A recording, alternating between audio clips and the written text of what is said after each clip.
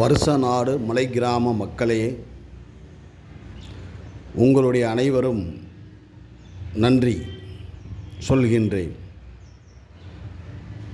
அதிமுக திமுக ஒரு தேர்தல் வந்தால் இரண்டு கட்சிகளிடமும் பணம் வாங்குவது, போடுவது ஒரு ஓட்டு.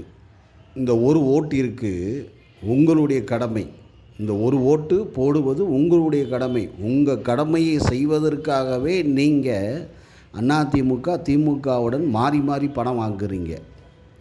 தப்பு உங்கள் மீது.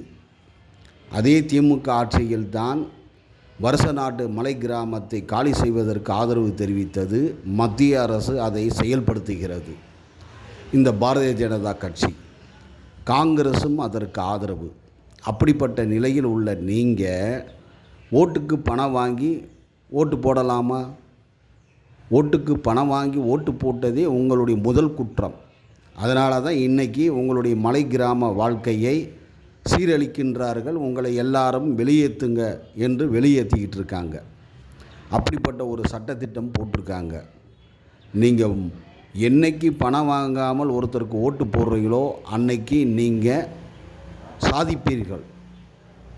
சரி, தமிழ்நாட்டில் இப்போ இருக்கக்கூடிய அரசாங்கம் தமிழக வெற்றி கழகத்துக்கு பணம் வாங்காமல் தான் ஓட்டு போட்டிருக்கீங்க அப்படின்னு சொல்லுவீங்க.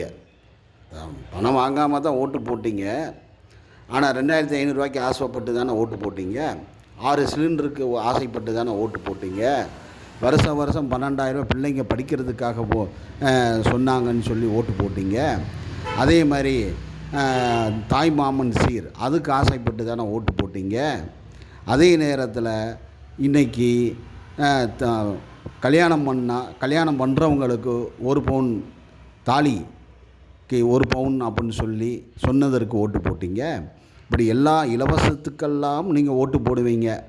ஆனால் உங்களை வாழ வைக்கிறேன்னு சொல்கிற கட்சிக்கு ஓட்டு போட மாட்டீங்க. ஏன்னா நீங்கள் என்ன நினைக்கிறீங்க?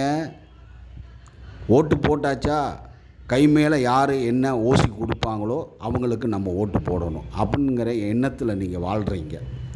இன்றைக்கி படித்தவர்கள் முதல் கொண்டு யோசிக்காமல் ஓட்டு போட்டாங்க. யாருக்கு? விஜய்க்கு.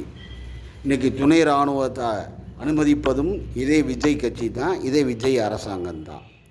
அப்போ உங்களுடைய வாழ்க்கை முக்கியமல்ல. நீங்கள் ஓட்டு போடுவதற்கு நீங்கள் லஞ்சம் வாங்கினீங்க பாருங்கள், அதுதான் முக்கியம் அப்படின்னு சொல்லி ஓட்டு போட்டீங்க. என்றைக்கு ஓசியாக அறிவிக்கக்கூடிய திட்டங்களுக்கு ஆதரவு அளித்து நீங்கள் ஓட்டு போட்டிங்களோ அன்றைக்கே உங்களுடைய வாழ்க்கையை நீங்கள் இழக்கிறீங்க. அன்றைக்கே உங்களுடைய இருப்பிடத்தை இழக்கிறீங்க. அன்றைக்கே உங்களுடைய படிப்பிற்கு வேலை இல்லாத நிலையை உருவாக்கிக்கிறீங்க. இதுதான் மக்களே நீங்கள் செய்த தப்பு.